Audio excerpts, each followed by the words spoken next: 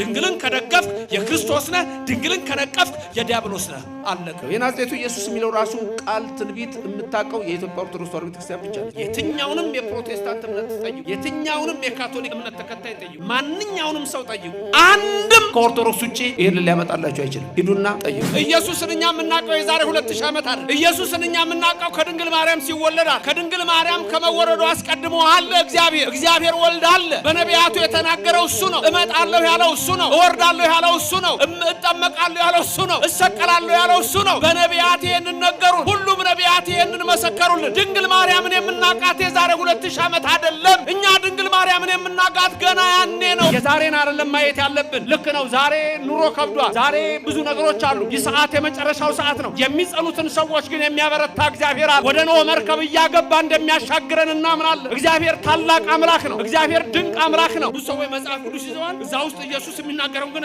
ተሸክመዋል እንደሚያነብሰው ውስጥ ያለው ድንገት 8 ጥቅስ ከዛች ውስጥ የሚፈልገው ብዙ ጊዜ የሚነሳው ኢየሱስ አምላክ ነኝ ብሏል እንዴ የት ጋር ነው ኢየሱስ አምላክ ነኝ ያለው የተሐድሶ እንቅስቃሴ ጀርመኒ ውስጥ ሲጀምር አንዱ ትልቁ ነገር ያደረጉት የወሰኑት ምንድነው ኢየሱስ እግዚአብሔር አይደለም ብለው ነው ድንገት እዚህ ውስጥ ዛሬ ከሌላ እምነት የመጣችሁ ሰዎች ካላችሁ በፕሮቴስታንት በሪፎርሜሽን ሙቭመንት በተሐድሶ የተወሰነው ኢየሱስ እግዚአብሔር አይደለም ክብር ለእግዚአብሔር ብቻ የሚል ነው እነሱ ኢየሱስ ግን እግዚአብሔር አይደለም ተመልከቱ ይሄ ነው ትልቁ የጣላቸው ኢየሱስ ክርስቶስ እኔ ሃይማኖት ነኝ እኔ እውነት ነኝ እኔ ሕይወት ነኝ ነው ያለው ፈጣሪ ነው ወልድ ፈጣሪ ነው መንፈስ ቅዱስ ፈጣሪ ነው ሶስት ፈጣሪዎች አይባልም ስንት ፈጣሪ አንድ ፈጣሪ በመፍጠር አንድ ነው ብዙዎቹ ያልገባቸው ነው ኢየሱስ ክርስቶስ እኔ እግዚአብሔር ነኝ ብሏል ወይ እኔ አምላክ ነኝ ብሏል ወይ አዎ የት ያውቁታል መጽሐፉ እያንዳንዱ ነገር ሚስጥር ነው በኢትዮጵያ ቤተክርስቲያን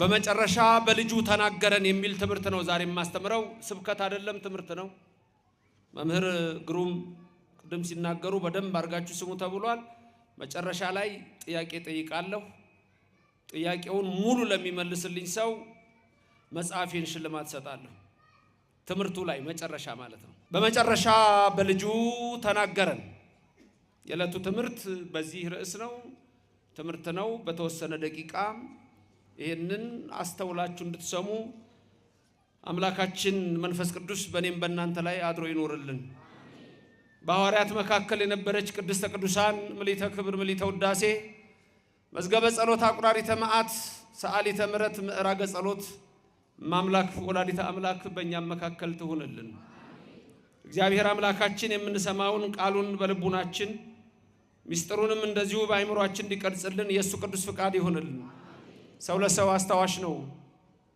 ሰው ለሰው አሳሳቢ ነው በልቡና የሚያሳድር በአይምሮ የሚቀርጽ የቃሉ ባለቤት ያው እግዚአብሔር ነውና የምትሰሙትን ሁሉ በልቡናችሁ ያስረጽላችሁ የዕለቱ ትምህርታችን ብርሃነ ዓለም ቅዱስ ጳውሎስ ለዕብራውያን ክርስቲያኖች በጻፈው የመጀመሪያው ምዕራፍ ላይ ይሆናል በአጠቃላይ ዕብራውያን 13 ምዕራፎች ሲኖሩት ይህ መልእክት በአብዛኛው የብሉይና የሐዲስን አንድ ላይ አስማምቶ የሚናገር መጽሐፍ ነው ይህ መጽሐፍ ሙሉ በሙሉ በአሁን ሰዓት በዓለም ላይ የሚፈጸመው በኢትዮጵያ ኦርቶዶክስ ተዋሕዶ ቤተክርስቲያን ብቻ ነው ምክንያቱም ብሉይን ከሐዲስ አስተባብራ የያዘች ቤተክርስቲያን ይህቺ ቤተክርስቲያን ብቻ በመሆኗ ነው አንዳንዶች ድንገት እንዳደነግጡ በአውሮፓ በሌላ እምነት ይህ የዕብራውያን መልእክት ቢነበብ ሙሉ አይደለም ጎዶሎ ነው ለነሱ ሙሉ የሚሆነው በኢትዮጵያ ኦርቶዶክስ ተዋሕዶ ቤተክርስቲያን ብቻ ሲነገር ነው እንዴት ብትሉ ለምሳሌ በ9ኛው ምዕራፍ ላይ የብሉይን አገልግሎት ከሐዲስ ኪዳን ጋራ በማጣመርና በማዋሃድ ስለ መጀመሪያይቱ መቅደስና ስለ ኋለኛይቱ መቅደስ በዝርዝር ይናገራል ስለ ብሉይ ዘመን መስዋዕትና ስለ ሐዲስ ዘመን መስዋዕት ይናገራል ስለዚህ ይህ ደግሞ ክብር ይግባውና በልብ መታሰቡ በቃል መነገሩ ከፍ ከፍ ይበልና በማቴዎስ ወንጌል ምዕራፍ 5 ቁጥር 17 ላይ እኔ የመጣሁት ሕግና ነቢያትን ለመሻር አይደለም ልፈጽማቸው ነው ብሎ የተናገረ የኢየሱስ ክርስቶስን ቃል ሙሉ በሙሉ የሚፈጽም ነው ለምሳሌ በዓለም ላይ ብቸኛ የኢትዮጵያ ኦርቶዶክስ ተዋሕዶ ቤተክርስቲያን ብቻ ሰንበት ቀዳሚት ሰንበት ብላ ቅዳሜን ለተሰንበት ክርስቲያን ደግሞ በሚለው እሁድን የምታከብር እቺ ቤተክርስቲያን ብቻ ናት። በዚች ቤተክርስቲያን ያደረገን ኢየሱስ በመሰረታት መቅደስ ውስጥ ዛሬ ያቆመንና ያጸናን እርሱ የቅዱሳን አምላክ የናዝሬቱ ኢየሱስ ክርስቶስ አዶናይ ከዘላለም እስከ ዘላለም ስሙ የተመሰገነ ይሁን። ክብር ምስጋና ለስሙ ይድረሰው። ስለዚህ በዚች ብቻ ይፈጸማል። የናዝሬቱ ኢየሱስ የሚል ተጠቅም ያለው የናዝሬቱ ኢየሱስ የሚለው ራሱ ቃል ትንቢት የምታቀው የኢትዮጵያ ኦርቶዶክስ ተዋሕዶ ቤተክርስቲያን ብቻ ነች። የትኛውንም የፕሮቴስታንት እምነት ጠይቁ፣ የትኛውንም የካቶሊክ እምነት ተከታይ ጠይቁ፣ ማንኛውንም ሰው ጠይቁ። በማቴዎስ ወንጌል ላይ ምዕራፍ 2 መጨረሻ ላይ በነቢያት ናዝራዊ ይባል ዘንድ ናዝሬት ገብቶ ኖረ የሚል ቃል አለ። በነቢያት እንደተነገረ ናዝሬት ገብቶ በዛ ኖረ የሚል ቃል አለ። በየትኛው ነብይ ነው የተነገረው የሚለውን አንድም ከኦርቶዶክስ ውጪ ይሄን ሊያመጣላችሁ አይችልም። ሂዱና ጠይቁ። ያልኩት ገብቷችኋል? በነቢያት ናዝራዊ ይባል ዘንድ ናዝሬት ገብቶ ኖረ ይላል አይደለም? ንገሩኝ። በነቢያት ናዝሬት ገብቶ ኖረ ናዝራዊ ይባላል ተብሎ የተጻፈው ተፈጸመ። ይሄን ሂዱና የት ጋር ነው የተጻፈው ብላችሁ ጠይቁ። እሱን ያመጣላችሁ ሰው ካለ እኔ እቀጣለሁ። ታድሶ በለው፣ ፕሮቴስታንት በለው፣ መናፍቅ በለው፣ ሌላም ስም ስጠው። የትኛው ጋር ነው ነቢያት የተናገሩት? ብዙ ጊዜ የናዝሬቱ ኢየሱስ የሚለውን ቃል ይጠቀማሉ አይደል? የት ጋር ነው እንደዛ የተባለው የሚለውን ጠይቆ መልስ ካገኛችሁ እኔ እቀጣለሁ። ማንም አይነግርህም። ለምን አልነግርህም? እኔ ማንም አይነግርህም። በቅድስት ኦርቶዶክስ ተዋሕዶ ቤተክርስቲያን ብቻ ነው በትርጓሜ በሚስጥር እየተነገረ የሚነገረው። አሁንም በዚች እምነት ውስጥ ያደረገን እግዚአብሔር ስሙ የተመሰገነ ይሁንልን። ክብር ምስጋና ይግባው። መልካም ትምህርታችን ዕብራውያን ምዕራፍ 1 ቁጥር 1 እና ቁጥር 2 ነው። አለቀ ትምህርታችን። መጽሐፉ ምንድነው? ዕብራውያን። መጽሐፉ ምንድነው? ወደ ዕብራውያን ምዕራፍ ስንት ነው? ምዕራፍ 1 ቁጥር ስንት ነው? 1 እና 2 ብቻ። እቺ ነች ትምህርታችን። መጽሐፉ ምንድነው? ዕብራውያን። ምዕራፉ ስንት ነው? 1 ምንማራት ቁጥር ስንትና ቁጥር ስንት ነች? 1 እና 2። አለቀ። ቃሉን አነበዋለሁ። እግዚአብሔር መንፈስ ቅዱስ በእኔም በእናንተ ላይ ይደር። እንዲህ ይላል። ከጥንት ጀምሮ እግዚአብሔር፣ ልብ በሉ፣ ከጥንት ጀምሮ እግዚአብሔር በብዙ አይነትና በብዙ ጎዳና ለአባቶቻችን በነቢያት ተናገረ። ወይም ተናግሮ ብሎ ይቀጥላል። መልካም ተናገረ። በብዙ ነገር ወበብዙ መክፈልት አይዳ እግዚአብሔር ለአበዊነ በነቢያቲሁ እምትካት ይላል በግዕዙ። ከኔ ቀጥላችሁ ድገሙት። ከጥንት ጀምሮ እግዚአብሔር በብዙ አይነትና በብዙ ጎዳና ለአባቶቻችን በነቢያት ተናገረ። ይሄ አንዱ ቁጥር ነው። ቁጥር 2 ደግሞ ይቀጥላል። ተናግሮ ብሎ አማርኛው ያመጣና እንዲህ ይላል። ሁሉን ወራሽ ባደረገው ደግሞም ዓለማትን በፈጠረበት በልጁ በዚህ ዘመን መጨረሻ ለእኛ ተናገረን። ትምህርታችን ምንድነው? በመጨረሻ በልጁ ተናገረን የሚል ነው ኃይለ ቃላችን። ይሄ ነው ቁጥር 2 ላይ። እሱንም ላስብላችሁ። ተናገሩ። ሁሉን ወራሽ ባደረገው ደግሞም ዓለማትን በፈጠረበት በልጁ በዚህ ዘመን መጨረሻ ለእኛ ተናገረን። ይሄ ነው ትምህርታችን። አሁን እዚህ ውስጥ የምነግራችሁ ወሳኝ በተለይ አራት ነገሮች አሉ። በዚህ ትምህርት ውስጥ የምነግራችሁ አራት ትምህርት ነው የምንማማረው ብለናል። ዝግጁ ናችሁላችሁ? ቦናችሁ ክፍት ነው? አይምሯችሁ ክፍት ነው? እሺ። መቼም በዚህ ሰዓት የሚያንቀላፋ የለም፣ ሁሉም ይሰማል። መጽሐፉ ምንድነው? ዕብራውያን ምዕራፍ ስንት ነው? ቁጥር ስንትና ስንት ነው? 1 እና 2። በቃ አለቀ። መልካም። ምንድነው የሚለው ልብ በሉ። አሁን ቁጥር 1 ላይ ብዙ ነገር ነው ያለው። ቁጥር 1 ላይ ነው ያለው። ስንት ነገር እንዳለ ተመልከቱ። እናንብበውና ከጥንት ጀምሮ እግዚአብሔር በብዙ አይነትና በብዙ ጎዳና ለአባቶቻችን በነቢያት ተናገረ ነው የሚለው። አሁን እዚህ ውስጥ ልብ በሉ። አንደኛ ትርጉም የሚያስፈልገው ከጥንት ጀምሮ ምንድነው ጥንት? አንደኛ ከጥንት ጀምሮ ምን ማለት ነው? ከጥንት ጀምሮ። ሁለተኛ እግዚአብሔር በብዙ አይነትና በብዙ ጎዳና። ሁለተኛ በብዙ አይነት ምን ማለት ነው? ሶስተኛ በብዙ ጎዳና ምን ማለት ነው? አራተኛ ለአባቶቻችን፣ አምስተኛ በነቢያት። እነዚህ ዝርዝር ያስፈልጋቸዋል። ጳውሎስ ሐዋርያ የዕብራውያን ክርስቲያኖችን የሚያስተምራቸው እምነት ድንገት የመጣች አይደለችም። ተመልከቱ፣ ክርስትና ሲመጣ ክርስትና ድንገት የመጣች አይደለችም። ከኦሪት ነው የምትቀጥለው። ኦሪት ከሕገ ልቡና ነው የምትቀጥለው። ስለዚህ ይሄ ነው የኢትዮጵያ እምነት ብለን ስንናገር፣ 1 ሕገ ልቡና፣ 2 ሕገ ኦሪት፣ 3 ሕገ ወንጌል ነው። ስለዚህ ጳውሎስ ሐዋርያ እዚህ ጋር የሚናገረው ምንድነው? ከጥንት ጀምሮ እግዚአብሔር በብዙ አይነትና በብዙ ጎዳና ይላል። ለማን የተናገረው? ለአባቶቻችን። በማን የተናገረው? በነቢያት። ስለዚህ እግዚአብሔር በነቢያት ተናግሯል አልተናገረም? ነቢያት ተናግረዋል አልተናገሩም? ነቢያት በኦርቶዶክስ ቤተክርስቲያን ክብር አላቸው የላቸውም? ክብርና ምስጋና ለእግዚአብሔር ይድረሰው። ቅዱሳን ነቢያት የምንላቸው ቁጥራቸው ደግሞ ዋና ዋናዎቹ ነቢያት ልንገራችሁ። ቁጥራቸው ዋና ዋና ነቢያት ቁጥራቸው ስንት እንደሆነ ልንገራችሁ። 31 ነው። ዋና ዋና ነቢያት ቁጥራቸው ስንት ነው? 31። በሁለት ይከፈላሉ። 31 በሁለት ሲከፈሉ 15ቱ ነቢያትና 16ቱ ነቢያት ይባላሉ። 15ቱ ነቢያት ካህናት ይሄንን በደንብ ያውቃሉ። ጸሎተ ዕጣን ላይ የምናነሳቸው ናቸው። በጸሎተ ዕጣን ላይ 15ቱ ነቢያት እንደውም አንሶ ይገና 16 አሉ ነቢያት ለምንድነው 15 ብሎኛል? 15ቱ ሌላ ናቸው። ለምሳሌ ሊቀ ነቢያት ማን ነው? ሙሴ ነው። ሊቀ ነቢያት ማን ነው? ሙሴ። ሙሴ ከ15ቱ ነው እንጂ ከ16ቱ አይደለም። ኤልያስ በቴስቢ ዘገለዓድ የነበረው ኤልያስ ነቢይ ኤልያስ ቁጥሩ ከ16ቱ አይደለም። 16ቱ የሚባሉት ደግሞ መጽሐፍ የጻፉት ናቸው። እነሱ 16ቱ በሁለት ይከፈላሉ። አበይት ነቢያትና ንዑሳን ነቢያት፣ ደቂቅ ነቢያት ይባላሉ። አበይት ነቢያት የተባሉት 4 ናቸው። እነዚህም ኢሳይያስ፣ ኤርምያስ፣ ሕዝቅኤል፣ ዳንኤል ናቸው። ደቂቅ የተባሉት ደግሞ እነ ሆሴ፣ እነ አሞዝ፣ እነ ዘካርያስ፣ እነ ሚክያስ፣ እነ ሚልክያስ፣ እነ ዘካርያስ፣ እነ ሶፎንያስ፣ እነ ሐጌ፣ እነዚህ ደግሞ ደቂቅ ነቢያት ይባላሉ።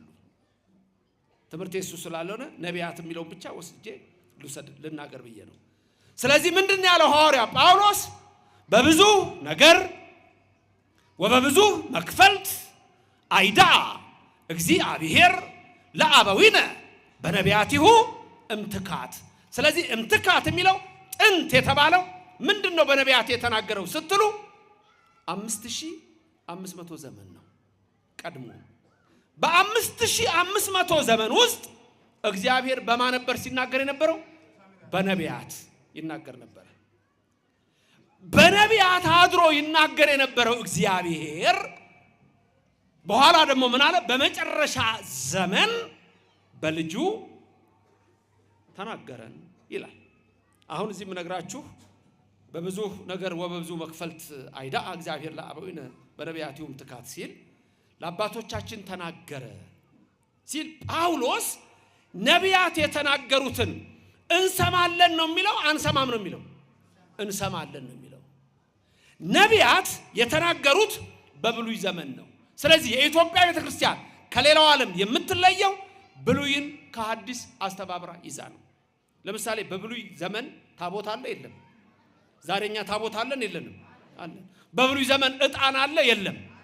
ዛሬ በእኛ ዘንድ ዕጣን አለ የለም? ሌሎች ጋስ ያለው አለ የሌለው ይኖራል። ታቦት ግን የለም። ተመልከቱ። በብሉይ ዘመን ያሉ ነገሮች ዛሬ በእኛ ያሉ አሉ። እነዛ ብሉይን ከሐዲስ አስተባብረን ያዝን በመሆናችን ነው። ስለዚህ ከጥንት ዘመን ጀምሮ የሚለው 5500 ነው። ከዛ በኋላ 5500 ዘመን ሲፈጸም በልጁ ተናገረን ማለት ኢየሱስ ክርስቶስ ሰው ሆነ ነው። እንዲህ የሚል ቃል ለአዳም ተነግሮታል። አዳም ከገነት ከወጣ በኋላ አንድ ቀን ለእግዚአብሔር መስዋዕት አቀረበ። መስዋዕቱን ያቀረበው ምንድነው? ከገነት አዕዋፍ ዕፅ አምጥተውለት ፍሬ የዕፅ ፍሬ አምጥተውለት እሱን ይዞ አዕዋፉን ተከትሎ ወደ ገነት የሚገባ መስሎ ሲሮጥ ሰይጣን መጣና እግሩን በድንጋይ መታው። አዳም ደማ። አዳም ሲደማ ያንን ደም ከፍሬው ጋራ መስዋዕት አድርጎ ለእግዚአብሔር አቀረበ። ያን እግዚአብሔር ቃል ኪዳን ገባለት። ምን አለው? በሐሙስ ዕለት ወበመንፈቃ ለዕለት እትወለድ እሞለተ ወለትከ። ከኔ ቀጥላይ ተናገሩ። ከ5 ቀን ተኩል በኋላ ከልጅ ልጅ ተወልጄ አድንሃለሁ። ከማ ተወልጄ አድንሃለሁ? ከስንት ቀን ተኩል በኋላ? 5 ቀን ተኩል የተባለው 5 ቀን ተኩል አለም። ልጅ ልጅ የተባለው ወዳዊ ልጅ ልጅ አይደለም። አዳም ሴትን ወልዷል፣ ሴት ሄኖስን ወልዷል። እሱ አይደለም። የልጅ ልጅ የተባለችው ድንግል ማርያም ናት። 5 ቀን ተኩል የተባለው ደግሞ 5500 ዘመን ነው። ከዛ 5500 ዘመን ወደ የትኛው ያደላል? ወደ 6 አይደል? ሉቃስ 1:19 ላይ በ6ኛው ወር መልአኩ ገብርኤል ከእግዚአብሔር ዘንድ ተላከ። የተላከውም ወደ አንዲት ድንግል ነው። የድንግሊቱም ስም ማርያም ነበረ ይላል። የኔና የናንተ እናት እመብርሃን ለስም አጠራሯ ክብር ምስጋና ይግባል። ወደሷ ተላከ ይላል። ተመልከቱ፣ ወደሷ ተላከ። በስንተኛው ወር? በ6ኛው። በ6ኛው ወር ማለት በ6ኛው ሺህ ማለት ነው። 5500 በ6ኛው ሺህ። ስለዚህ እምትካት የሚለው ከጥንት ጀምሮ የሚለው በብሉይ ዘመን ነቢያት ተናገሩ። በአዲስ ኪዳን መጽሐፍ የሚጽፍ ነቢይ አይነሳም፣ የለም። አሁን አንዳንድ ሰዎች ነቢይ ምናምን ይነጋገራሉ። በአዲስ ኪዳን ነቢያት የሚል ስም ሊኖር ይችል ይሆናል። መጽሐፍ የሚጽፍ ነቢይ ግን የለም። ትንቢት ተነግሮ አልቋል። ይወለዳል፣ ይጸነሳል። ቀድሞ ለመወለድ ጥንቱ መጸነስ ነው። ተጸነሰ፣ ከዛ ተወለደ፣ ከዛ ተጠመቀ። ለተጠመቀ ጥንቱ ተወለደ ነው። ተሰቀለ። ይሄ ሁሉ ትንቢት እንደገና ይመጣል፣ አልቋል። ተነግሮ ትንቢት ተነግሯል። ስለዚህ ነቢያት የተባሉት ጥንት ተናግረው ጽፈው አልፈዋል። 5500 ዘመን የሚለው እሱን ነው። ከዛ በኋላ ምን ይላል? በብዙ መክፈልት በብዙ ነገር እግዚአብሔር ለአባቶቻችን ተናገረ ብሎ ሲያመጣ 5500 ዘመን እስኪፈጸም እግዚአብሔር በነቢያት አድሮ ለአባቶቻችን ተናገረ ይላል። በብዙ ነገር ወበብዙ መክፈልት። በብዙ ነገር ማለት በ10ቱ ትእዛዛት፣ ወበብዙ መክፈልት ማለት ወነበቦ ያለው ምን አልኩኝ? በብዙ ነገር ስንቱ ትእዛዛት? 10ቱ። ወበብዙ መክፈልት በብዙ አይነትና ጎዳና ያለው አይነት 10ቱ ትእዛዛት፣ ጎዳና ወነበቦ ያለው ምን ማለት ነው? ይሄ ህግ በሁለት ይከፈላል። ህግ በሁለት ይከፈላል። 10ቱ ትእዛዛትና ሌላ 572 በላይ የሆኑ ህግጋት አሉ በብሉይ ዘመን። 10ቱ ትእዛዛት የምታውቋቸው ናቸው። ኦሪት ዘጸአት ምዕራፍ 20 ላይ ወደ 613 የሚጠጉ ህግጋት አሉ። እነዚህ ወነበቦ ይባላሉ። ወነበቦ ማለት እንዲህ አለው እያለ እግዚአብሔር ለሙሴ እያለ የሚለው እነዚህ ህግጋት ናቸው። ስለዚህ በእነዚህ ሁሉ እግዚአብሔር ምን አረገ? ተናገረን። ለሙሴ እኮ ሲናገር ለኛ ነው። ለኤልያስ ሲናገር ለኛ ነው። ለኢሳይያስ ሲናገር ለኛ ነው። ለኤርሚያስ ሲናገር ለኛ ነው። ስለዚህ እግዚአብሔር ምን አለ? ህግና ነቢያትን ለመሻር የመጣው እንዳይመስላችሁ። ይሄን ቃል ድገሙልኝ። ምንና ምንን ለመሻር የመጣው አይመስላችሁ? ህግማ የሙሴ ነቢያት ትንቢት፣ ይሄን ለመሻር አልመጣሁም። የሉቃስ ወንጌል ምዕራፍ 24 ነው። ክርስቶስ ከሞት ከተነሳ በኋላ የሉቃስ ወንጌል ምዕራፍ 24 ምን አለ ነው የሚለው? አይምሮአቸውን ከፈተላቸው። አይምሮአቸውን ከፍቶላቸው ምን ነገራቸው? ስለሱ በህግ በነቢያት በመዝሙር የተጻፈውን ተረጎመላቸው። ልብ በሉ፣ በህግ በነቢያት በመዝሙር ስለሱ የተጻፈውን ተረጎመላቸው። ኢየሱስን እኛ የምናውቀው የዛሬ 2000 ዓመት አይደለም። ኢየሱስን እኛ የምናውቀው ከድንግል ማርያም ሲወለድ አለ። ከድንግል ማርያም ከመወረዱ አስቀድሞ አለ እግዚአብሔር ወልድ አለ። በነቢያቱ የተናገረው እሱ ነው። እመጣለሁ ያለው እሱ ነው። እወርዳለሁ ያለው እሱ ነው። እጠመቃለሁ ያለው እሱ ነው። እሰቀላለሁ ያለው እሱ ነው። በነቢያት ይሄንን ነገሩን። ሁሉም ነቢያት ይሄንን መሰከሩልን። ድንግል ማርያምን የምናውቃት የዛሬ 2000 ዓመት አይደለም። እኛ ድንግል ማርያምን የምናጋት ገና ያኔ ነው። ኦሪት ዘፍጥረት ምዕራፍ 3 ቁጥር 15 ላይ ከልጅ ልጅ ተወልጅ የሚለው በቀለሚንጦስ መጽሐፍ የተጻፈውን ትርጓሜ በዛ ላይ ስታዩ በዘርህና በዘሯ ጠላትነትን አደርጋለሁ ብሎ እመቤታችን ከሰይጣን ጋር እንደማትስማማ በግልጥ የነገረን ገና ያኔ 3ኛው ምዕራፍ ላይ ነው። ድንግል ማርያምና ሰይጣን በፍጹም ሊገናኙ አይችሉም። ድንግልን ከደገፍክ የክርስቶስ ነህ፣ ድንግልን ከነቀፍክ የዲያብሎስ ነህ። አለቀ። ይሄ ነው። ስሙ ለዘላለም ምስጉን ይሁን። ስለዚህ እግዚአብሔር አስቀድሞ ነግሮናል። ትንቢቱ ሁሉ ቀድሞ የተነገረን ነው። በ10ቱ ትእዛዛት ወነበቦ ባለው በ570ዎቹ በላይ በእነዚህ ሁሉ እግዚአብሔር ተናገረን። 2 በብዙ አይነትና በብዙ ጎዳና ነበር ያለው። በቤት ስትገቡ ቁጥር 1 እና ቁጥር 2 አነባላችሁ። በብዙ አይነትና በብዙ ጎዳና ማለት ደግሞ በምሳሌና ያለ ምሳሌ። በምሳሌ አስተምሯል፣ እንበለ ምሳሌ አስተምሯል።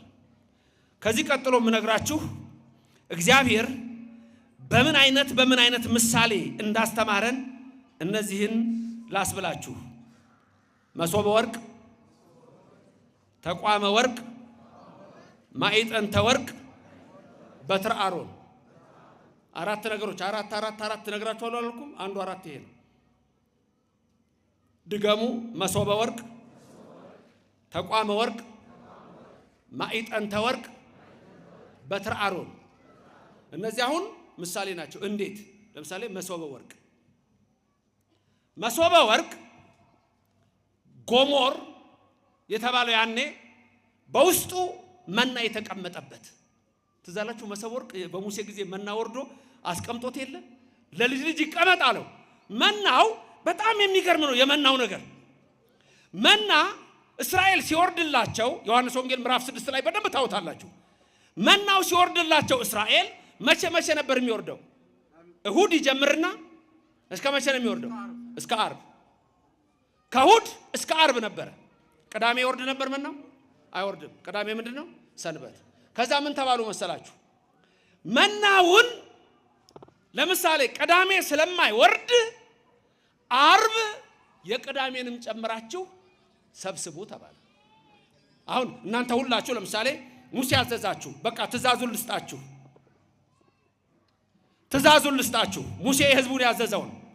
አሁን መና ሊወርድልን ነው። ሁላችሁም መመሪያ ተሰጣችሁ። መናው የሚወርደው መቼ ነው? በየዕለቱ ነው። አንድ ቀን ግን አይወርድም። መቼ ነው የማይወርደው? ቅዳሜ። ይሄ 40 ዓመት ታሪክ ነው ማውራው። በ40 ዓመት ውስጥ መና እየበሉ ነው። አሁን አንድ ነገር ልብ በሉ። ትእዛዝ አንድ ሰኞ መና ልትለቅሙ ነው። ሰኞ መና ስትለቅሙ ለማክሰኞ መልቀም አትችሉም፣ ክልክል ነው። ለመቼ ብቻ ነው የምትለቅሙት? ለሰኞ ብቻ። ሁለተኛ ትእዛዝ፣ ዓርብ ስትለቅሙ ቅዳሜ ስለማይወርድ የቅዳሜንም ምን አድርጋችሁ ትለቅማላችሁ? ጨምራችሁ። የስንት ቀን ትለቅማላችሁ? የእሑድ ቀን። ይሄ ትእዛዝ ተሰጠ። ሰኞ መና ወረደ፣ ልትለቅሙ ወጣችሁ። የስንት ቀን ነው የምትለቅሙት? የአንድ ቀን አይደል? አንዳንድ ሰዎች ምን አሉ መሰላችሁ? በሉትና ጣፈጣቸውና እንደማር ስለነበረ ነገ ባይወርድስ ለነገ ምን ሰብስብ አሉ። ስስታም ትውልድ አለ። ለነገ ምን ሰብስብ አሉ። ሙሴ ግን ምንድን ነው ያለው? ለአንድ ቀን ብቻ አይደለም ትእዛዙ። ለነገስ ይቻላል?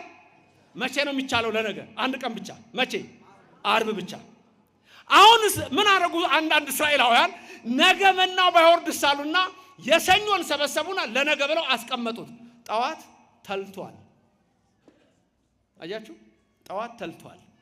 ማክሰኞ ዕለትም ለሮብ ብለው የለቀሙ ነበሩ። ሮብ ጠዋት ሊከፍቱት ሲያው ምን ሆኗል? ተበላሽቷል፣ ተልቷል። ዓርብ ቀን ደግሞ የመቼንም ጨምራችሁ ልቀሙ ተብሏል፣ የቅዳሜንም። ስለዚህ ዓርብ ስንት ነው የምትለቅሙት? የስንት ቀን? የ2 ቀን ለቀሙ። አሁን ሰኞ ቀን የለቀሙት ጠዋት ምን ሆኖ ነበር? ተልቶ ነበር። ዓርብ ቀን የለቀሙት ግን ቅዳሜ ጠዋት ሲከፍቱት ምንም አልሆነም፣ ትኩስ ነው። የእግዚአብሔር ትእዛዝ እንዲህ ነው። እግዚአብሔር መሸወድ አይቻልም። ክብርና ምስጋና ለዘላለም ለስሙ ይድረሰው። አንዳንድ ሰዎች ይሄ ነው በህይወታችሁ ሁሉ ነው፣ በቃ በህይወታችሁ ሁሉ ነው። አንዳንድ ሰው እግዚአብሔር የሚሸውድ ይመስለው። አንድ ሰውዬ ስለተሳለ ስለቱም መሰላችሁ ይሄን ካደረክልኝ ሰንጋዬን በሬን ሸጬ ስለትህን አገባለሁ አለ። ስለቱ ደረሰ። ጨነቀዋ። አንዳንድ ሰው እኮ ሲናገር መጠንቀቅ አለበት። መክብብ የሚናገር ይሄን ነው 5 ላይ ተጠንቀቅ፣ ወደ መቅደስ ስትገባ እግሮችንም ጠብቅ፣ አንደበትንም ከልክል። ዝም ብለህ አትናገር። ከተናገርክ ግን ምን አድርገው ፈጽመው። ሰውየው ሰንጋን የተሳለው ሰንጋ ይሸጬ ነው ያለው። ሰንጋውን ስለቱ ደረሰ።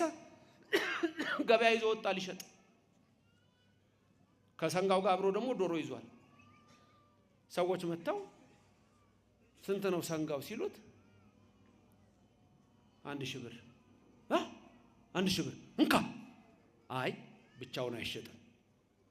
ከማን ጋር ነው የሚሸጠው? ከዶሮዋ ጋር። በዚህ አይነትማ ዶሮ 50 ሳንቲም ነች። አይ ዶሮዋ እንኳን ውድ ነች። ስንት ነች? 100 ሺህ ናት። ቀልደኛ ትቶት ሄደ። ሌላ ሰው መጣ። ዶሮዋ ስንት ናት አለው። 100 ሺህ ዶሮ? አዎ 100 ሺህ። ይሄ ሰንጋ 1000። በቃ ሰንጋው ሽጠልኝ። ለብቻ ይሸጥ። አንድ ሰው መጣና ምን እኮ ዋጋው እኮ አንድ ነው። ቀያየረ 101 ሺህ ብር ከፍሎት ገዛ። መጣ። አምላኬ ሰንጋዬን ስንት እንደሸጥኩ አይተሃል? አባታችን ስለት ነበረኝ። ይሄው 1000 ብር ይቻላል እንደዚህ ቶቶ ያለው እሱ ደግሞ የባሰበት ነው። ቶቶ ሚካኤል አለ። በሬው እኮ ጠፍቶ 3 ቀኑ ነው። የለም 3 ቀን አስፈልጎ የለም። መጣና ቅዱስ ሚካኤል ብሎ ስለተሳለ ወጣ ሲል በሬው ቆሟል። ሚካኤል ሚካኤል ቶቶ አግኝቼዋለሁ። አይ ሽወዳ አይሰራ። እግዚአብሔር ቤት ሽወዳ አይደለም። እዛ ቀበሌ ነው ሽወዳ። እዚህ አይሰራም። መናውን ተመልከቱ። ለነገ አትልቀሙ ተባለ። አትልቀሙ አለቀ። በቃ ትእዛዝ ነው። ትእዛዝ እንድንሰማ ያድርገን እግዚአብሔር። ከዛ ምን ሆነ መሰላችሁ? እንዲህ የሆነው መና በመሰብ ወርቅ ተደርጎ እንዲቀመጥ ተደረገ። በመቅደስ ውስጥ መናው ተደርጎ ተሰፍሮ በመሰብ ወርቅ ውስጥ ተቀምጦ ለልጅ ልጅ ሁሉ ሲቀመጥ አልተበላሸም፣ አልተለወጠም፣ አልተቀየረም። እጅግ የሚገርም ነው። ስለዚህ በብዙ ነገር ወበብዙ መክፈልት አይዳ እግዚአብሔር ለአበዊነ በነቢያቲውም ትካት በብዙ ነገር ተናገረ ሲል አንዱ ምንድነው አለን? መሶበ ወርቅ፣ 2 ማዕጠንተ ወርቅ፣ 3 በትረ አሮን። እንዲህ እያልን ምን ዘረዝራቸው እነዚህ ተቋመ ወርቅ 4 ሚስጥር አላቸው። ከዛ ውስጥ አሁን የወሰነው ምንድነው? መሶበ ወርቅ። መሶበ ወርቅ ማለት መሶብ ታውቃላችሁ አይደል? መሶቧ የምንድነች ማለት ነው? የወርቅ የስፌት አይደለም፣ የሰበዝ አይደለም፣ የአለላ አይደለም። የምንድነች መሶበ ወርቋ? የወርቅ ነች። ውስጧ ደግሞ ምን አለባት? መና። ዮሐንስ ወንጌል 6 ስታነቡ መናው ማን ነው? ኢየሱስ ክርስቶስ። ለስም አጠራሩ ክብር ምስጋና ይግባው። መናው ማን ነው? መናው ማን ነው? ነገሮች ስሙን። መናው ማን ነው? ኢየሱስ ክርስቶስ። ያቺስ የወርቅ መሶብ ማን ነች? እመቤታችን። በቃ እኛ እንዲህ ነን። ኦርቶዶክስ ማለት ይሄ ነው። ክብርና ምስጋና ለእግዚአብሔር ይድረሰው፣ ስሙ የተመሰገነ ይሁንልን። ታዲያ ይሄን ቃል ይሄ የተጻፈ ነው፣ ሙሴ የጻፈው ነው። ይሄ ቃል አሁን ሁሉ ጊዜኛ ቅዳሴ ሲገባ አንድ ቀን አይቀርም፣ ሁሌ ነው የሚባለው። ዲያቆን አለ እንዴ አንቲ ውቱን የሚያዘኝ ሁሌ የምንለው እኮ ነው። ሁሌ የምንለው ይሄ አሁን ቅዳሴ ሲገባ አሁን አንድ ዲያቆን መጥቶ ካለ ቢያስታውሳችሁ ታውቁታላችሁ። አንቲ ውቱ መሶበ ወርቅ እያልን አስታውሳችሁ ቅዳሴ ታስቀድሳላችሁ። እሁድ የሚያስቀድስ እስቲ ምልክት ይስጠኝ። እሁድ የሚያስቀድስ እሺ፣ የማያስቀድስ ቢቀደስ ባይቀደስ ምን አገባኝ? ብዙዎቻችሁ እንደዛ ትመስላላችሁ። ተመልከቱ። አሁን ይሄንን ምስጢር ስሙት። ቆይ መምህር ያዜሙልናል። አንቲ ውቱ መሶበ ወርቅ ቅዳሴ ስንገባ የምንለው አሁን ያልኳችሁን ታሪክ በቅዳሴው ብትሉ፣ በድጓው ብትሉ፣ በትርጓሜ ብትሉ ሁሉ ጊዜ የምንለው ነው። አንቲ ውእቱ መሶበ ወርቅ ንጹሕ እንተ ውስቴታ መናህው ህብስት ዘወረደ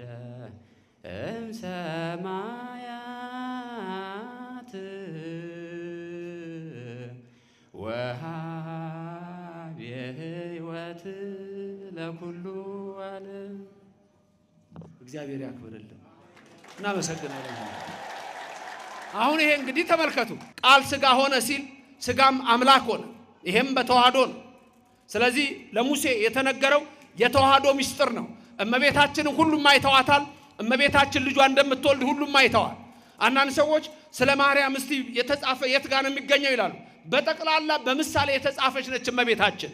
ለዚህ ነው አባ ሕርያቆስ በመኑ በአምሳለ መኑና አስተማሰለኪ በምንና በምን ምሳሌ እንመስልሻለን ማርያም ይላል። በእያንዳንዱ ነገር ላይ እመቤታችን አለች። ዕፀጳጦስ የእመቤታችን ምሳሌ ናት። ብዙ ሴቶች አሉ፣ ግን እግዚአብሔር የመረጠው አንዲት ድንግል ብቻ ነው። እግዚአብሔር ከሰማይ ሆኖ ተመለከተ ይላል። መመልከት ብቻ አይደለም አሸተተ ይላል።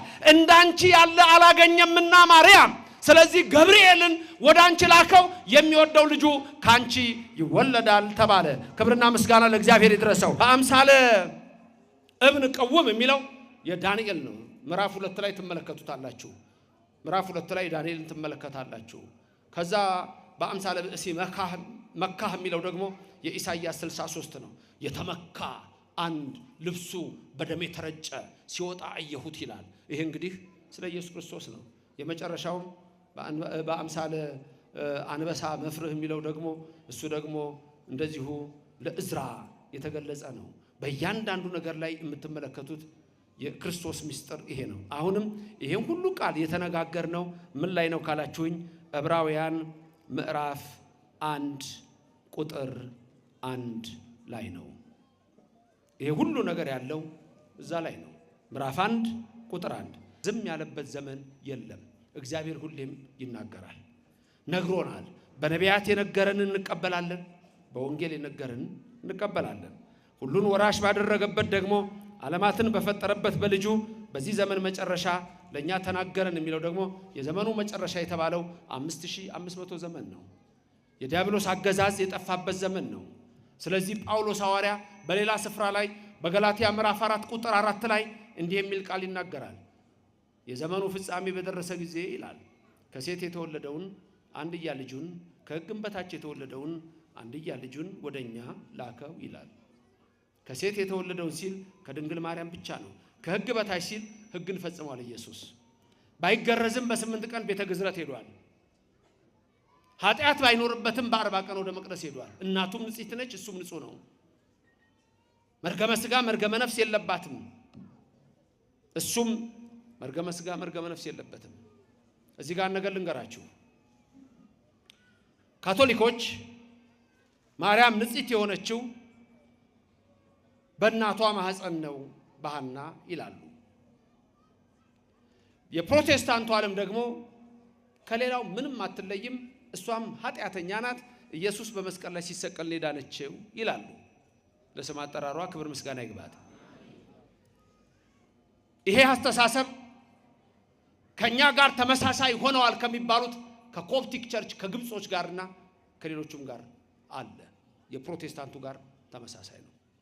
የካቶሊኩ እምነት በአብዛኛው ብዙ ነገሮችን የሚወስደው ከኢትዮጵያው እምነት ነው። የኛ ግን ድንግል ማርያም ንጽሕት የሆነችው ያኔ ገና አዳምና ሔዋን ሲወድቁ ንጽሕት ዘርን ያኔ አስቀርቶ ነው የምንለው። ክብርና ምስጋና ለእግዚአብሔር ይድረሰው። ይሄን ትምህርት የሚቃወሙ በእኛም ቤተክርስቲያን ውስጥ ሆነው ያሉ በጣም ጥቂት የማይባሉ ከውጭው ዓለም ርኩሰት ጋር የተጋቡ ሰዎች አሉ።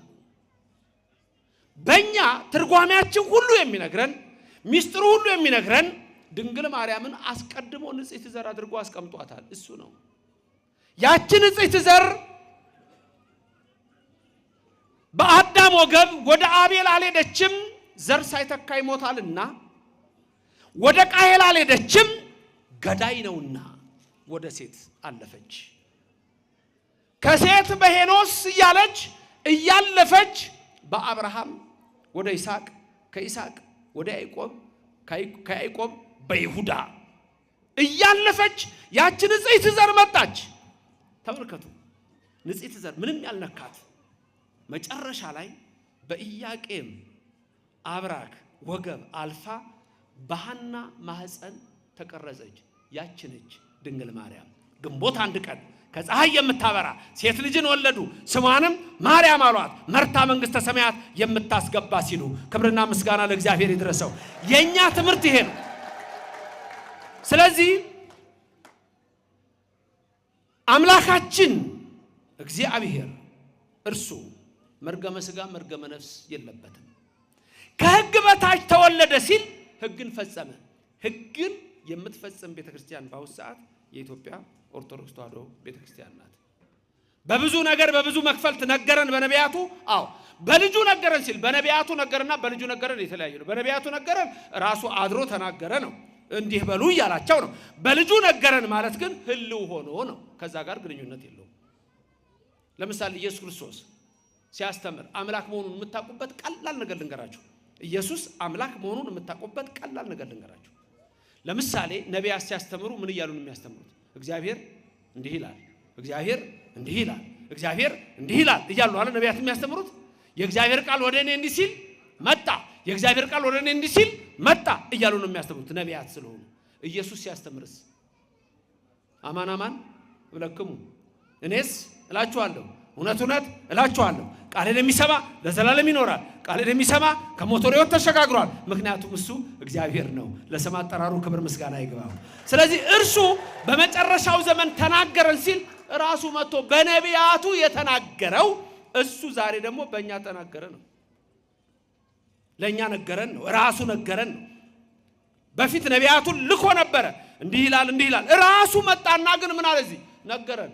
እውነት እውነት እላችኋለሁ እውነት እውነት እላችኋለሁ እውነት እውነት እላችኋለሁ ኢየሱስ አምላክ መሆኑን የምታውቁበት ይሄ ነው። ድንገት ብዙ ጊዜ ይሄ ጥያቄ የሚነሳው ከእስልምና እምነት ሰዎች ነው። የእስልምና እምነት ሰዎች አላህ አይወልድም አይወለድም የሚል ኮንሰፕት አላቸው። ይሄ በጣም ከእውቀት ማነስ ሊመነጭ ይችላል የኛን እምነት ለመረዳት ከሆነ። ምክንያቱም እኛ አብ ወልድን ወለደው የምንለው ባዮሎጂካል አይደለም፣ ኢስ አናሎጂካል ነው። አናሎጂ እና ባዮሎጂ የተለያዩ ናቸው። ይሄ ትንሽ ቃሉ የፍልስፍናና ሪሊጂየስ ስለሆነ ዝም ብዬ ላንሳላችሁ ብዬ ነው። በስጋ አንድ ሰው እንደሚወልደው ማለት አይደለም። እሱ ነው መጀመሪያ ገና ትልቁ ችግር እሱ ነው። አያችሁ። ስለዚህ ብዙ ጊዜ የሚነሳው ኢየሱስ አምላክ ነኝ ብሏል እንዴ? የት ጋር ነው ኢየሱስ አምላክ ነኝ ያለው? አረ በጠቅላላ አምላክ ነኝ ነው እንጂ ያለው አምላክ ነኝ ያለው በሁሉ ቦታ። ዮሐንስ ወንጌል ምዕራፍ 10 ቁጥር 31 ላይ ምን አለ? እኔና አብ አንድ ነን።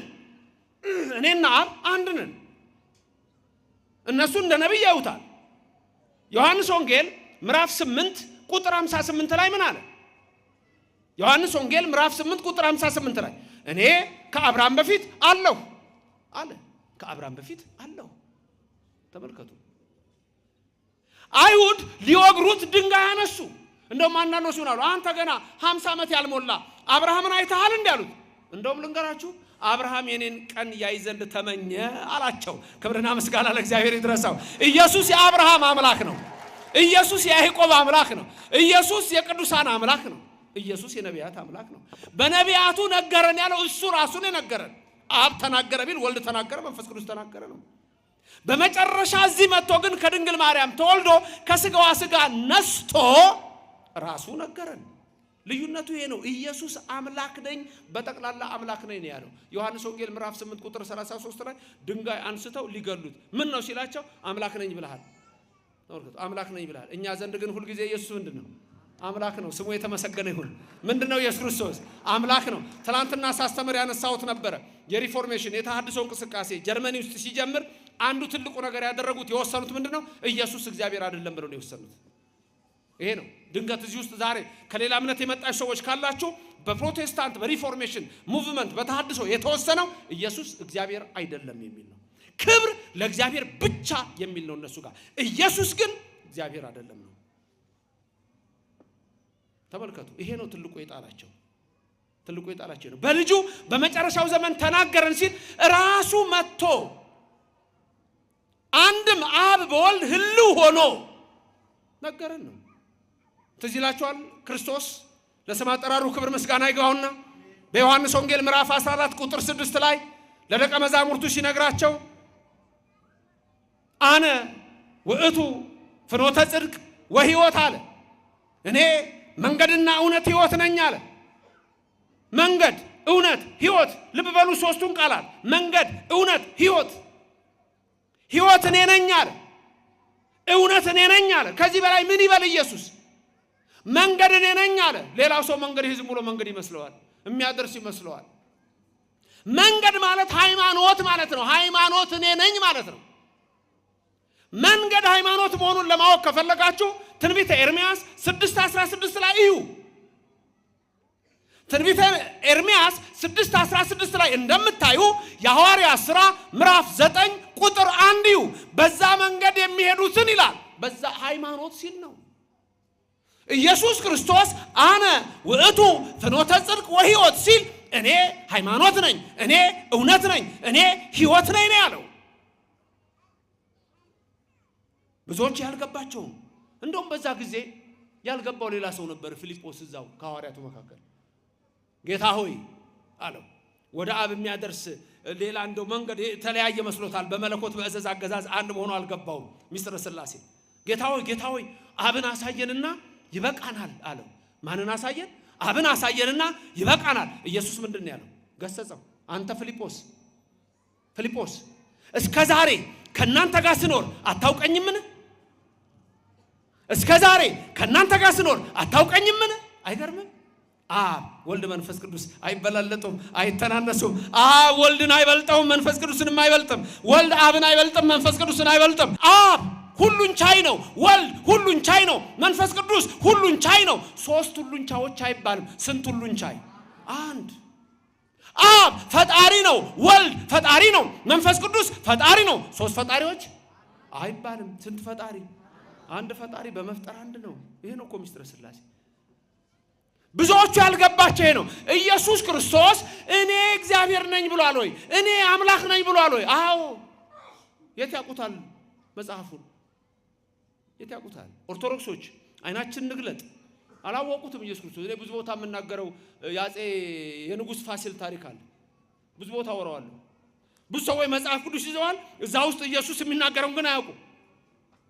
ተሸክመዋል እንደሚያነብሰው ውስጥ ያለው ድንገት 8 ጥቅስ ከዛች ውስጥ የሚፈልጓትን አጼ ፋሲል የሆኑትን ነግራችሁ የለም? ሌላ ቦታ ስናገር ሰምታችሁት ይሆናል። አደን ወጡ። የጎንደሩ ንጉሥ፣ የኢትዮጵያው ንጉሥ። ያኔ ዋና ከተማ ጎንደር ነው። የ17 ሴንቸሪ ነው። ንጉሱ አደን ወጡና አብለው እኮ ባለማውላሉ ንጉሱ። ከዛ በኋላ ብዙ ተከትሏቸው ነው አደን ሄዱት። አንዱን ወጣት ዝሆን ውርዙ ነገ ይላል። ሌላም እንደው ተከትለው አንዱን ጎሽ ሲሄዱ መንገድ ጠፍቶ ከባለሞሎቻቸው ጋር ተለያዩ። ንጉሱ ጫካ ውስጥ በደንበኛ በቁሏቸው ላይ ተቀምጠዋል። ጎንደር ቤተ መንግስት ጠፋቸው። ራሱ ንጉሱ የት ነው መንገዱ አሉ። ግራ ገባቸው። ባለሟሎቻቸው ይሉ እዛ ጫካ ውስጥ አንድ ሰውዬ ጌሾ ተሸክሞ ይሄዳል። አንተ ሰው እንዴት ዋልኩ አሉት። እግዚአብሔር ይመስገን፣ አንተስ እንዴት ውለሃል? ደህና ነኝ። የጎንደር እንደ ወደ ቤተ መንግስት መንገዱን ታውቀዋለህ? አሳምረኝ በላሳየኛ ጌሾዬን ለማትቼ እከፍልሃለሁ። ከከፈልከኝ ምን ቸገረኝ? በልና ምራኝ። አንተ በቅሎ ላይ ቁጭ ብለን በግሬ እና ፈናጠኛ እና ተፈናጠጥ ከንጉሱ ጋር። ይሄ እውነተኛ ታሪክ ነው። አንድ የወለጋ ተወላጅ በጥንት ስሙ ነገሩ ነው፣ በክርስትና ስሙ ነው። አዲስ አበባ ዩኒቨርሲቲ ያሳተመው መጽሐፍ ላይ ነው ይሄን ታሪክ ያገኘሁት። በኋላ በቅሎ ላይ ቁጭ ብሎ ከንጉሱ ጋር ንጉስ ፋሲል ከንጉሱ ጋር ተቀምጦ በዚህ ሂድ አንተ ሰውዬ፣ ኧረ አይሰማም እንዴ? በዚህ ሂድ ይላል ንጉሱ። አሁን በዛ ዘመን አስቡ። ከዛ በኋላ እየመራ ወደ ከተማ ሲደርሱ ንጉሱን ታውቃቸዋለህ አሉት። ከኋላ እኮ ተፈናጧል ቁጭ ብሏል። ንጉሱን ታውቃቸዋለህ? ራ ደግሞ ከንጉሱ ማን አድርሶኝ? በቃ ከተማ ስንገባ ታውቃቸዋለህ። አቤት ዛሬ አንተ ምን አይነት ሰው ነህ? እባክህ ታድዬ ንጉሱን አለው ዛሬ አውታ ያለ አሳያለሁ። ወደ ከተማ ደረሱ። ወደ ከተማ ሲደርሱ ግማሹ ተደንቋል። እንዲህ እጁን እንትኑን እያነጠፈ ይሰግዳል። ግማሹ ደግሞ ገርሞታል፣ አይናገር። እንዴ ዛሬ ጃንሆይ ማንን ያፈናጠጡት? የሆነ ገበሬ ከኋላ ቁጭ ብሏል። ሰው ገርሞታል። ይሄኛው ደግሞ በሊድ በዚህ ጋር ነዳ ደርሰናል አሁን ይላል። ሰው እንዲህ ይላል።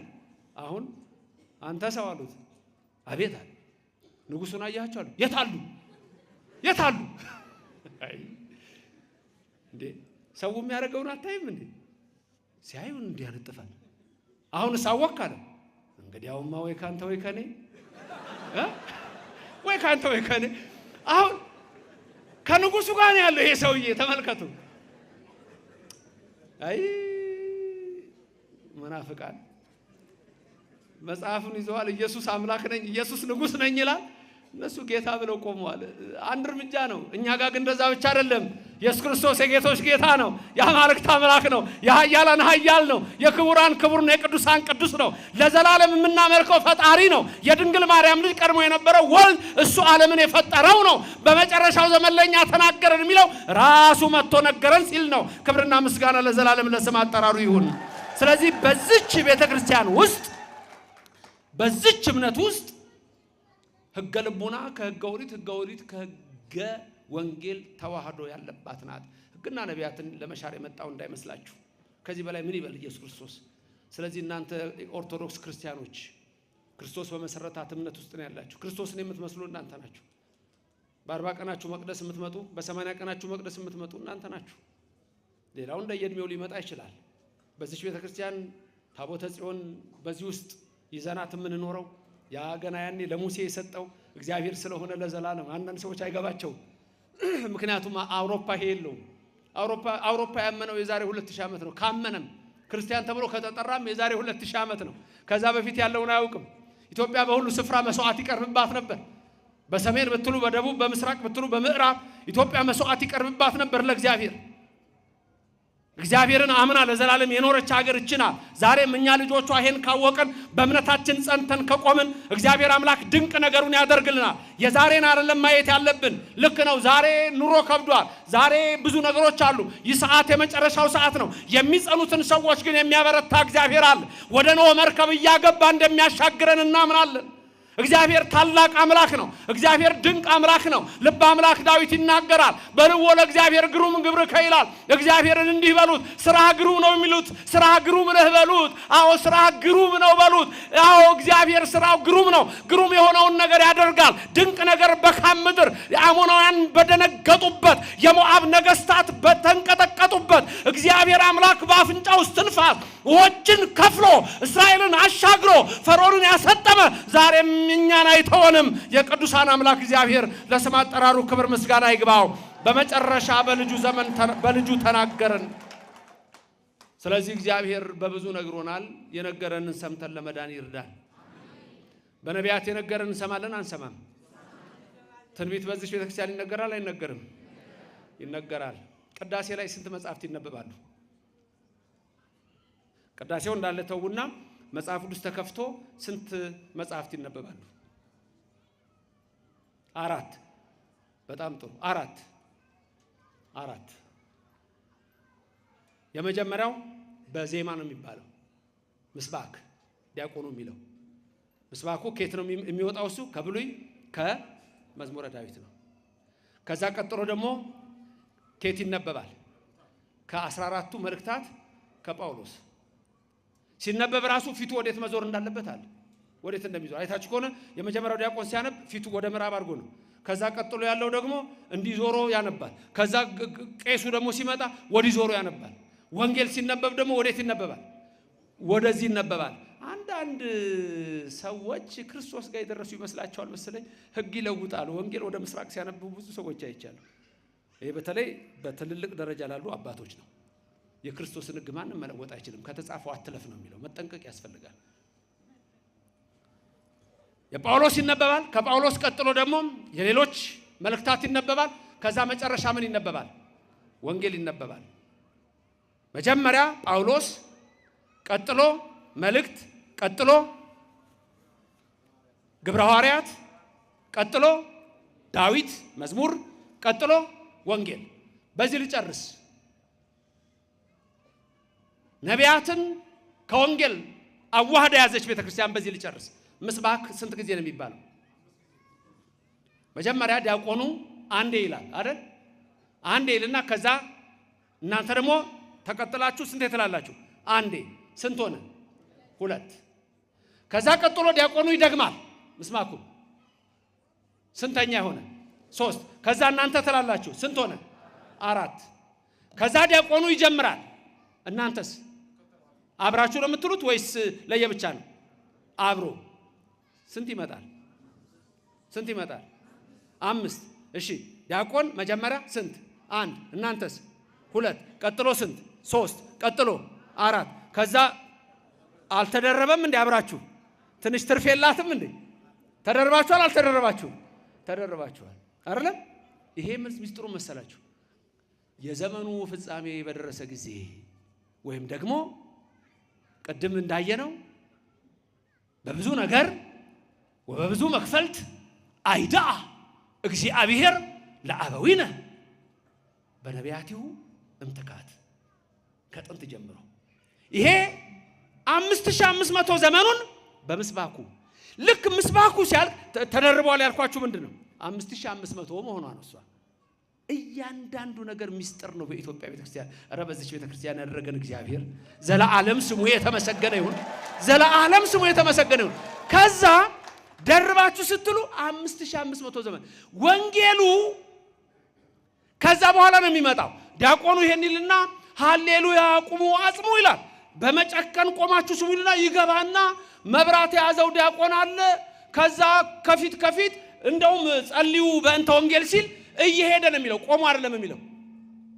አይደለም የሚለው እየሄደ ነው ጸልዩ በእንተ ወንጌል ብሎ መጥቶ መስማቱ የሚሰብከው የ5500 ዘመን ጉዞ ነው የዮሐንስ መጥምቅ ቀድሞ መምጣት ነው ከዛ በኋላ ቄሱ ወንጌሉን ይዞ ይወጣል ወንጌሉን ግልጽ አድርጎ ይወጣና ከዛ በኋላ ያነባል ከ5500 ዘመን በኋላ ኢየሱስ ተገለጠ ክብርና ምስጋና ለእግዚአብሔር ይድረሰው ያ ኃያል አምላክ መጣ ማለት ነው እያንዳንዱ የምናደርገው ነገር ሚስጥር አለው ስሙ የተመሰገነ ነው ከዛስ ወንጌሉን እናደርገዋለን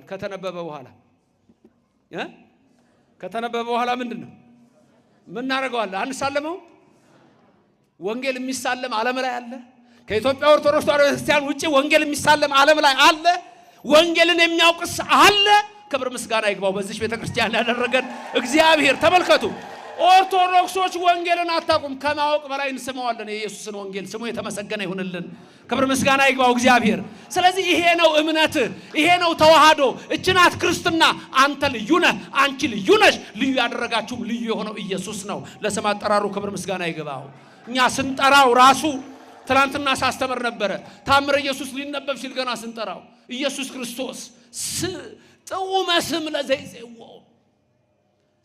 ጥዑመ ስም የሚጣፍጥ ስም ኢየሱስ የሚጣፍጥ ስም መዓዛ ያለው ስም ልዩ ስም ከስም በላይ የሆነ ስም እንዲህ ነው የምናውቀው እኛ ኢየሱስን ዝም ብሎ ኢየሱስ ጌታ ነው መፈክር አይደለም እኛ ጋር ኢየሱስ ክርስቶስ ማን እንደሆነ ጭምር ሰማይን የፈጠረ ምድርን የዘረጋ የድንግል ማርያም ልጅ እሱ ለስም አጠራሩ ክብር ምስጋና ይግባው እንዲህ ነው የምናውቀው ወንጌሉን እየሳምን ነው የምናውቀው ሌላው የት ያውቀዋል የት ይገባዋል ታዲያ ስናውቀው ደግሞ አብሯን ነገር አለ ሶላ ግራቲያ ሶላ ፊዲ አይደለም እኛ ጋር በጸጋው ድኛለሁ ብሎ መፈክር አለ መልካም ምግባር ያስፈልጋል ነው በእምነት ብቻ ድኛለሁ አትልም መልካም ምግባር ያስፈልጋል ሃይማኖት ከመግባር እንደሱ ነው እፍረት ምዑዝ ኢየሱስ ክርስቶስ ንውንስ ገሎቱ ወንቀብ ትእዛዛቲሁ ከመ ይስረይለነ ኃጣውኢነ ትዛላችሁ ቅዳሴ ላይ በሉት እስቲ እፍረት ምዑዝ ኢየሱስ ክርስቶስ ንውንስ ገሎቱ ወንቀብ ትእዛዛቲሁ ከመ ይስረይለነ ኃጣውኢነ እፍረት ምዑዝ ኢየሱስ ክርስቶስ መዓዛው ያማረ ሽታው ያማረ ኢየሱስ ክርስቶስ ነው እፍረት ምዑዝ ኢየሱስ ክርስቶስ ንዑንስግድ ሎቱ ኑ ለሱ ብቻ እንስገድ ክብርና ምስጋና ይግባው የሚሰገድለት በዚህ ቤተ ክርስቲያን ነው ስሙ የተመሰገነ ይሁን ንዑንስግድ ሎቱ ወንቀብ ትእዛዛቲሁ ደግሞ መስገድ ብቻ አይደለም ትእዛዛቱን እንጠብቅ በብዙ ነገር በአስርቱ ትእዛዛት ወበብዙ መክፈልት ወነበበ ባለው እነዚህ ሁሉ ለኛ የተነገሩ ናቸው ወንቀብ ትእዛዛቲሁ ከዛስ ከመ ይስረይለነ ኃጣውኢነ ያኔ ኃጢአታችን ይደመሰሳል ይላል ክብርና ምስጋና ለእግዚአብሔር ይድረሰው ኃጢአት የሚወገደው እንዲህ ነው ተመልከቱ እፍረት ምዑዝ ኢየሱስ ንዑንስግድ ሎቱ ወንቀብ ትእዛዛቲሁ ከመ ይስራይ ለነ ኃጣውኢነ አሜን። ኃጢአታችንን ይቅር ይበለን።